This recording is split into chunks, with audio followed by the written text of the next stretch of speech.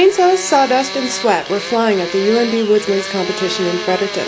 27 men's and women's teams participated, some traveling from as far away as Maine and Ontario. Rod Cumberland is the head judge at the event and has been a woodsman for more than 20 years.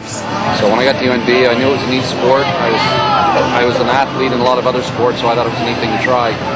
And when we went up to the first practice, there was a guy there that he was a smaller guy, and he said all the positions are open, and if you think you can beat me, come on out and try. And of course, that's all I needed to hear. I was very competitive, so I thought I'll give it a whirl. I'll at least beat that guy. So I competed pretty hard and practiced that year and made the A-team that year. Cumberland has seen a few changes in the sport since he captained the UNB team in 1985. It was all done with spruce logs.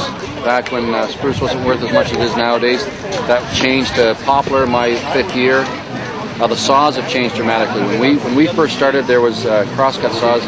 We had a tobacco spit. It was one of the singles events. You can imagine. That was my first event, unfortunately. It almost make you sick to your stomach. Teams competed in 14 singles and team events, including log decking, pulp pit, Swede saw, the super Swede, and the quarter split.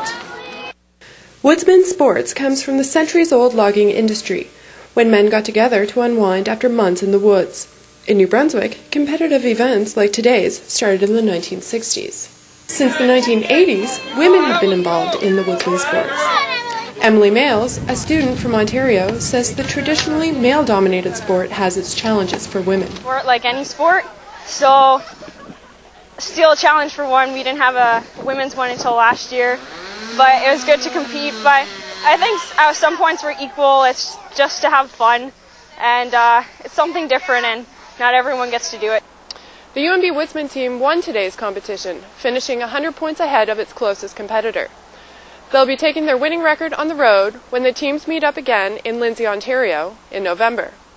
In Fredericton, I'm Meghan Scott reporting.